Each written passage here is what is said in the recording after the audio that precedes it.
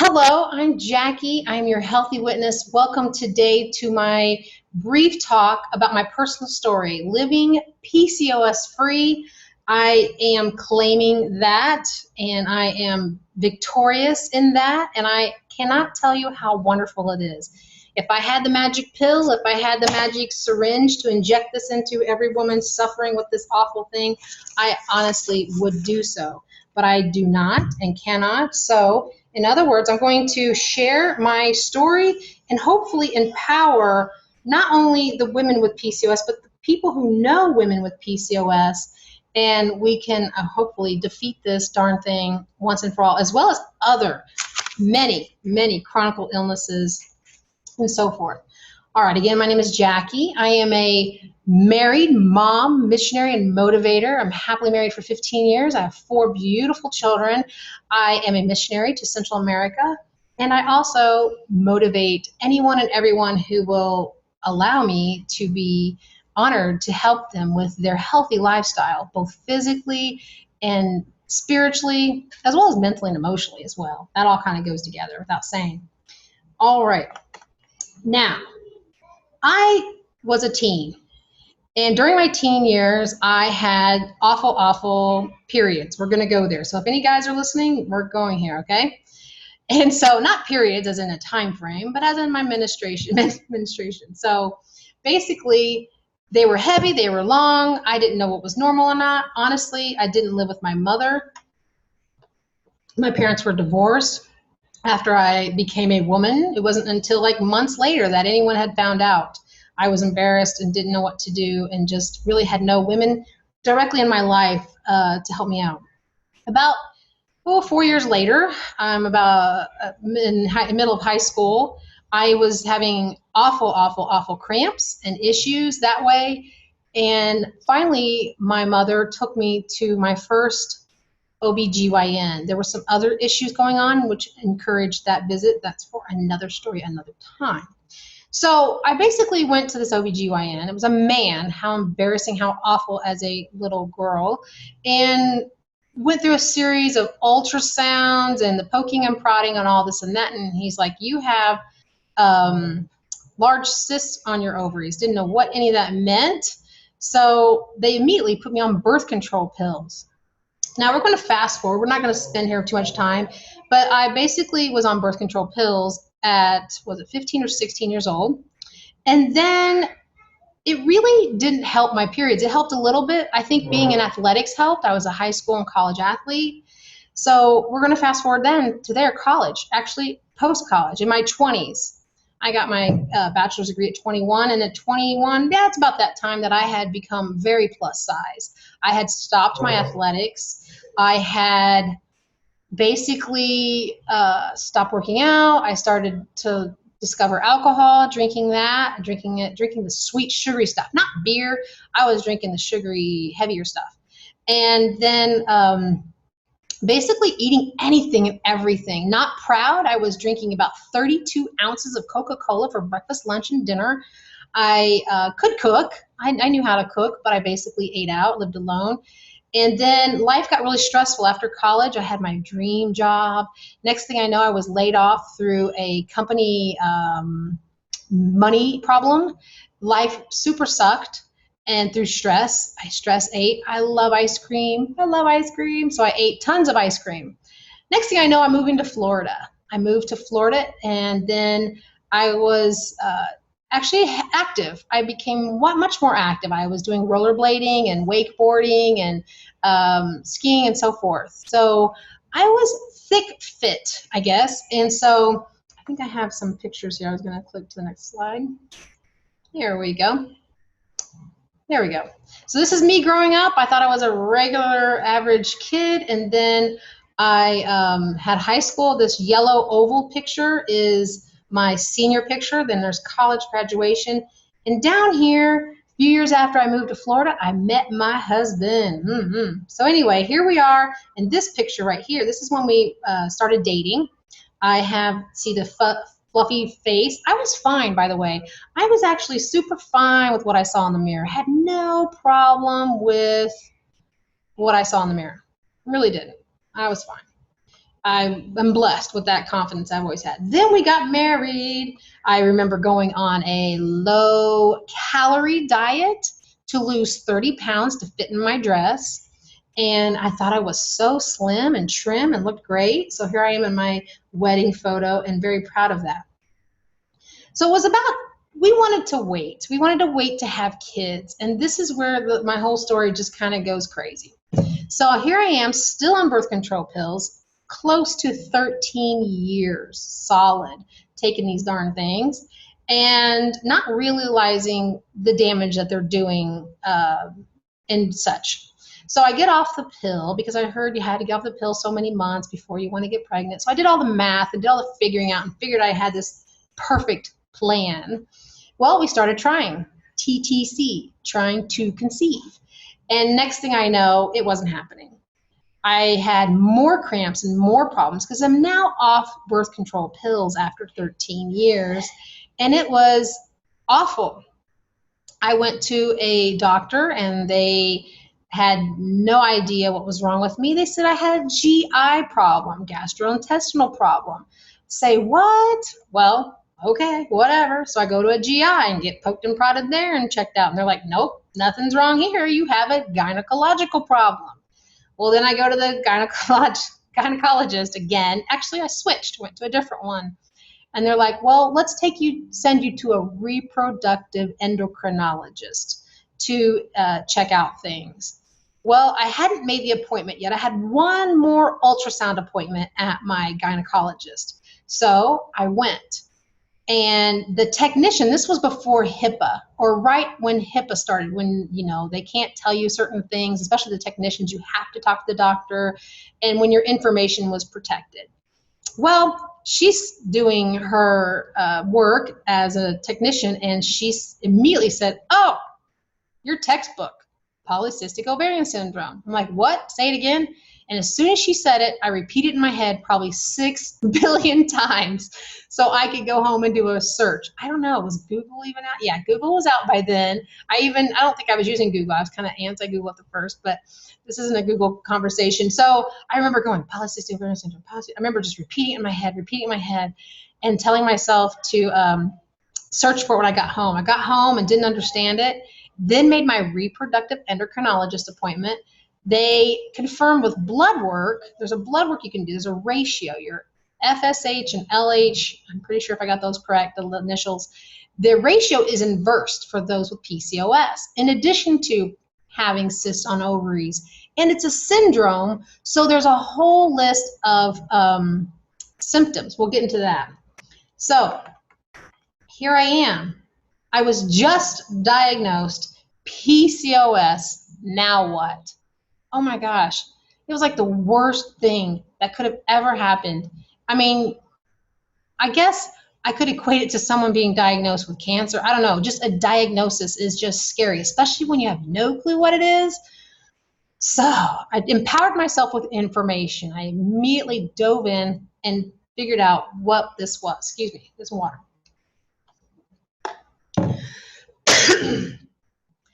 Well, this was the year of 2003. I had already started, I guess, a backup maybe 8 months or so. Before we started trying to conceive, I'd already reached kind of a heavy point in my life. I was like, I kind of had enough. Let's change our eating. So my husband and I, we went on a low carb Atkins diet back in 2002. I think Splenda had just really started hitting the market. A lot of people didn't like Atkins. What's that butter and bacon, meat and cheese kind of diet, right? And Splenda was some chemical thing, kind of weird yellow packet thing. Well, we did it, and I lost a lot of weight. He did too. We looked great, felt great, kept it off. And then during that whole time, I was getting this diagnosis and all these. I was at 8 doctors, and 8 months later, got this diagnosis. Well, with that, again, I empowered myself. I immediately got connected with the Polycystic Ovarian Syndrome Association, and they had an annual conference. It was going to be in Atlanta in October or November, I believe, of 2003. And I hightailed my tush up there, attended the conference, and felt so empowered by the information gained at that conference with the professionals and the medical professionals that attended and other women who had suffered as well. Well, basically, I was glad that I was already on my journey. I had already made changes into my lifestyle, and I basically felt I was on the right track. And so then I got distracted because my husband came up the stairs. Excuse me. He's just so handsome. Now, next slide. Let me go here. So what is PCOS? I am not going to go heavily into this. Whatever you do when you research online, it's going to be information all over the place. Basically, I'm going to tell you some brief things up here, but there's some people who have different beliefs. You're going to get the whole spectrum of answers. What is PCOS? Well, this chart that I'm showing says that it affects 1 in 10 women. You can have people say 2 out of 5. I mean, you're going to get numbers all over the place. Many people have it and don't know it. It's basically, again, it's a syndrome of symptoms. Down here on the bottom of my screen, you'll see common signs and symptoms. The number 1 was irregular periods and excess facial hair and body hair, typical male pattern hair, like chin hair, hair around the navel, again, sideburns and other more manly hair. Severe acne, I totally had that. I don't know if my pictures didn't really show probably so much, but I still struggle with that a little bit, and I'll tell you that in a minute why. Cysts on the ovaries, insulin resistance, anxiety, depression, infertility, it's probably one of the number 1, weight gain, and some people, most people can't lose weight, and some women are thin, though PCOS doesn't look like anything. You can't really say that. And male pattern hair loss, women that have very thinning hair. So if you have any of these symptoms, please talk to your doctor, gynecologist, or your primary care physician. All right. Again, that's just a big brace on it. Now, oops, we're going to go, here. This was a really great infographic that I had gotten about PCOS foods, but we're going to jump right back in here. We'll leave it here. So I had my infertility. I changed my eating, and I got my diagnosis already. A year after the diagnosis, I got pregnant. To go back on that, going through infertility is the worst thing ever. Now, I was blessed. Mine was only a few years. I have friends that had gone almost decades with infertility issues and even doing treatments. My husband and I had both agreed that we would not do shots, that we would not do medical intervention. And I had 2 doctors, a GYN and an endocrinologist, say, you will not get pregnant without medical intervention. We prayed about it and just left our faith in the fact that we would either not have children or that we would adopt. So a year later, I had weird symptoms going on. And before that, I had taken tests over tests. I mean, talk about getting used to seeing a BFN, a big fat negative. I was all over that. Now, I, for the first time, saw my first positive. I took one again. And the next morning, I took 2 more. I took 4. Went to the doctor, and they did an ultrasound. Well, this was really scary because they said, you're pregnant. Your blood work shows you're pregnant. Your urine shows you're pregnant, but we don't see anything. There's nothing there. Well, that's pretty hard to take. And they said, you may have an ectopic pregnancy. Well, I went home, worried, sick. I actually had pains. I went to ER thinking, something was wrong. And then they said you had heartburn. Went home. That was kind of funny. Not funny, but funny after. And then a week later, they said, we'll do another ultrasound before we have to go in and do some procedure. Well, when they did that ultrasound, they could see the sac, but there was still nothing there, and they weren't really sure. Well, the more experienced technician came in and did her whatever, whiz bam boom on the machine, and before we knew it, we saw a heartbeat. So I will tell you that it wasn't still easy. I wasn't out of the woods yet.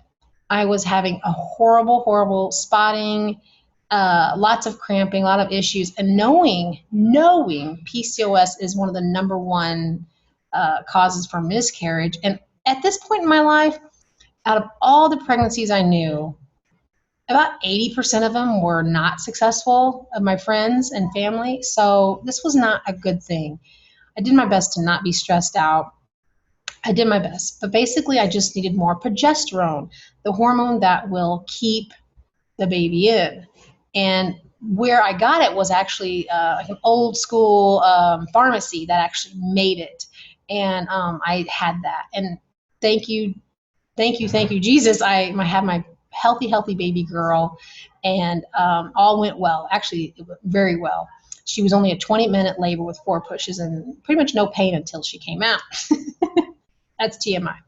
So I will tell you this. I cannot believe that after giving birth to her for the first time in my life, I had regular periods. Now, the 12 months prior to her conception, I only had 8 periods in 12 months. I was so irregular, so out of whack.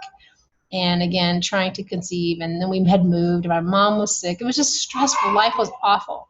So we were blessed with this. I then nursed her. I had heard so many good positive things about nursing, and I will say, after weaning her, I got pregnant with my son. Had him. Pregnancy went very well. Towards the end, I had some high blood pressure, so we induced, but he was already full grown, so he came out well. Then weaned him from nursing and got pregnant with my third daughter, and she was fine and dandy and doing well, and again nursed her. Well, it was probably June, July, August, September, October, December. 6 months after her birth, still nursing her, I get pregnant.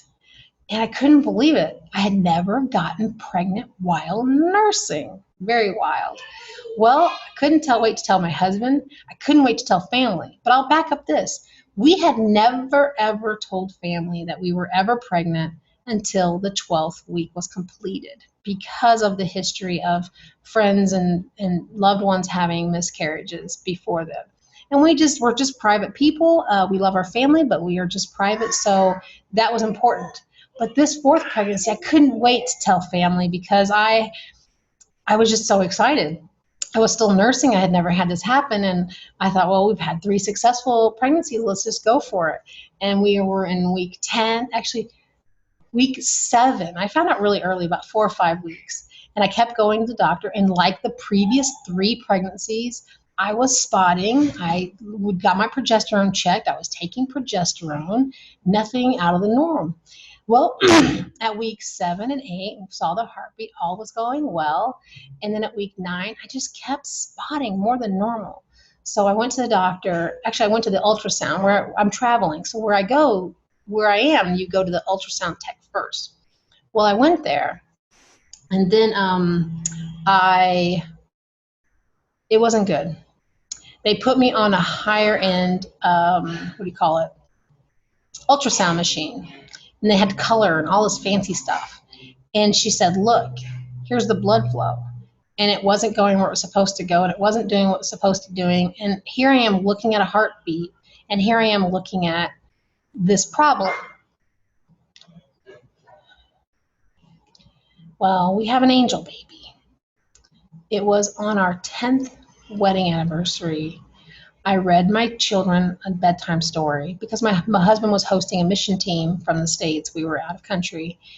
And after I read the book, he was done with what he needed to do. And he came in, he got the book, put the kids to bed, prayed with them, and I went to the restroom. And cramping was awful, awful, awful. And the whole thing happened just like it would a birth. And I was 11, almost 12 weeks completed. I was so eager to tell family, and I was in between sad that I hadn't told them yet, and then anyway, I think without my faith I wouldn't be as strong in handling it. And so with all that, my husband and I had said, well, maybe we need to be careful, and maybe we need to just take it easy, because we weren't stateside. We weren't going to be for a while. And so we waited until everything happened very naturally, by the way. Everything happened. I didn't need any procedures done afterwards. I think stateside people do a lot of stuff. So crazy. Let's see, March, April, May. 2 months later, I'm feeling very weird. Well, I'm pregnant again. So I get everything checked out. I don't need progesterone for the first time. I mean, it's just a wild story. I know I probably wait too much on this one, but experiencing the miscarriage has been, I can now relate more to more sisters, and it is something that I don't wish on anybody. But baby number 4, people call it your rainbow baby, your baby after a miscarriage. She's just different all around. Well, she was born in 2011, 10-pound baby. And 8 months later, I get sick. And before I know it, I'm doing all this research and realizing food caused my illness.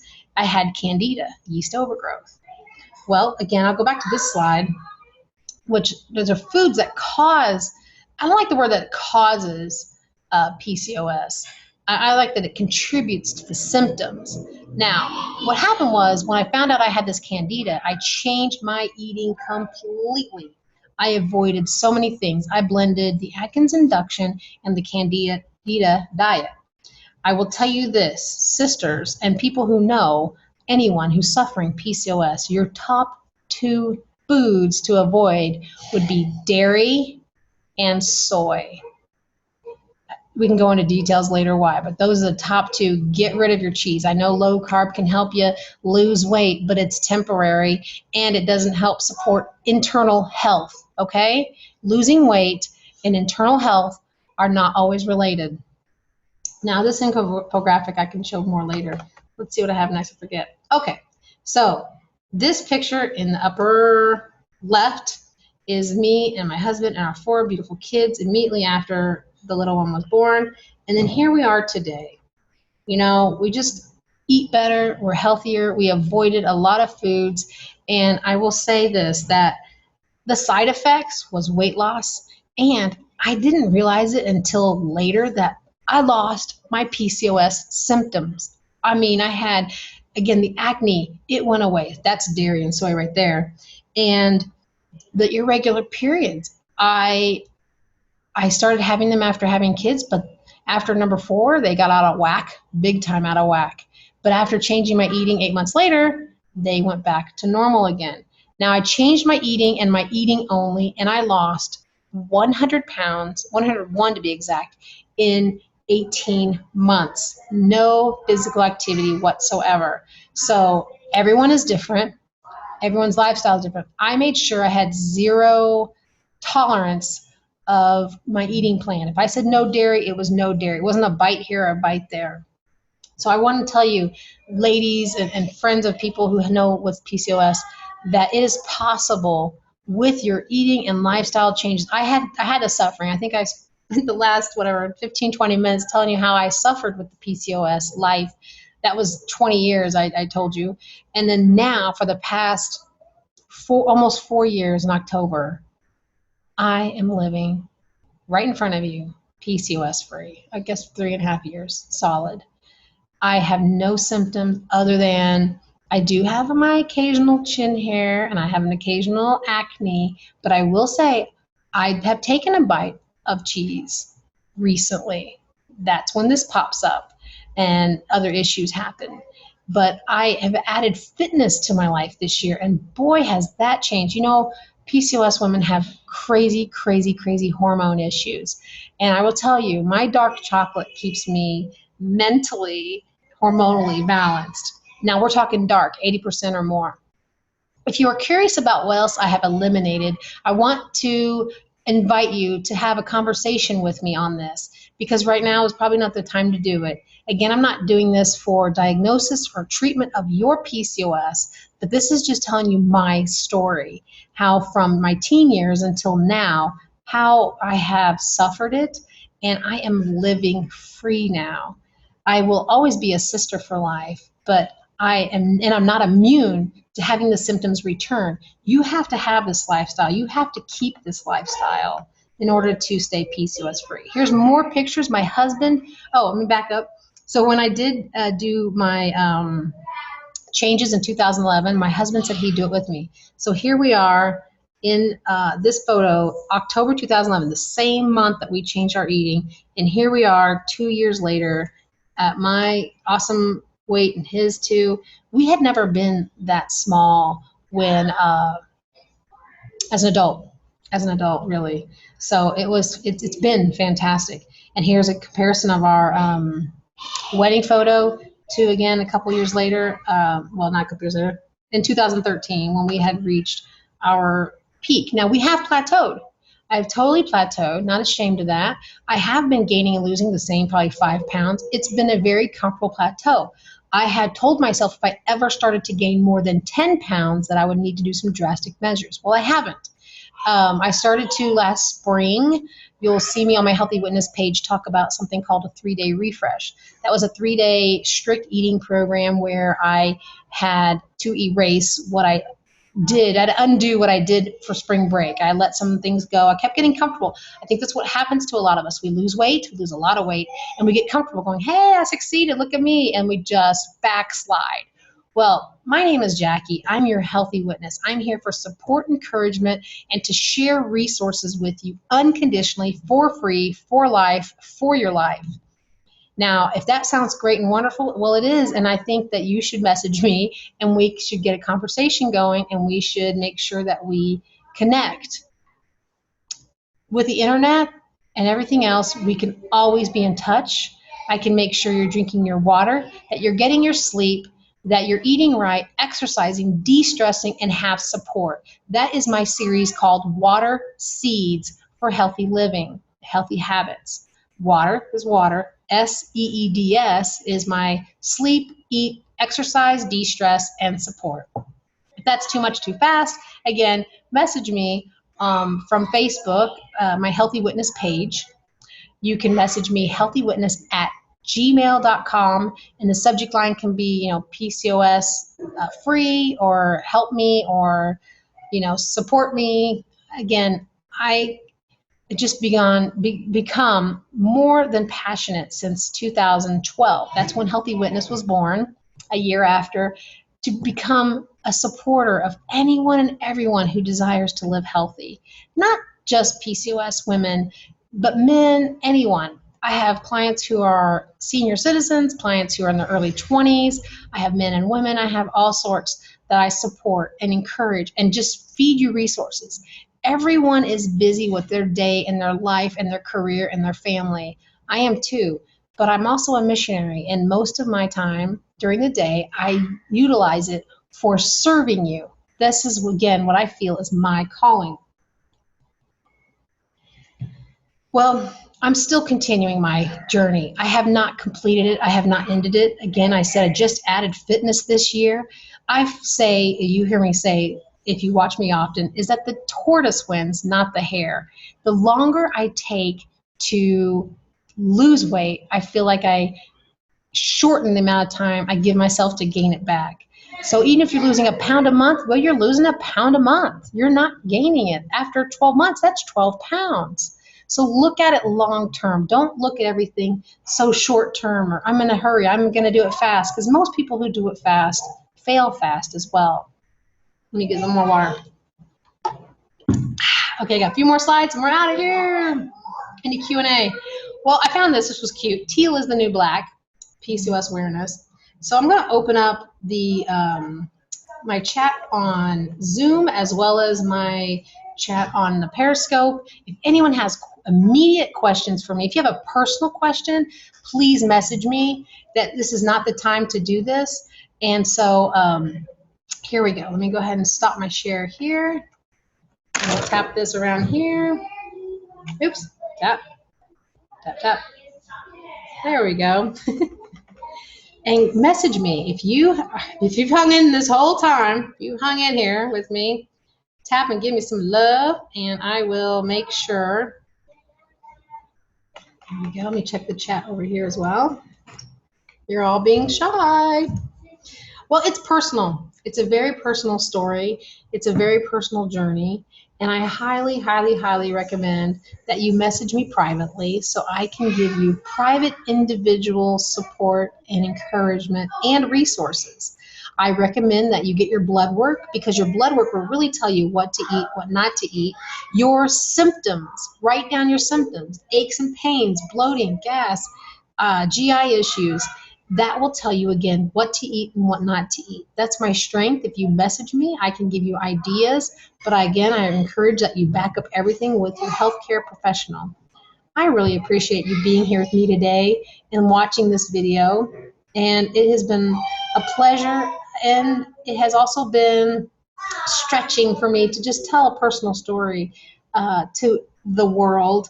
But I know that through other people telling their story, I have been able to have the hope and encouragement to be where I am today.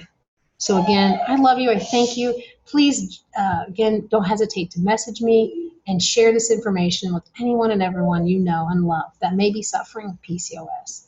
I want to thank you again and have a great day.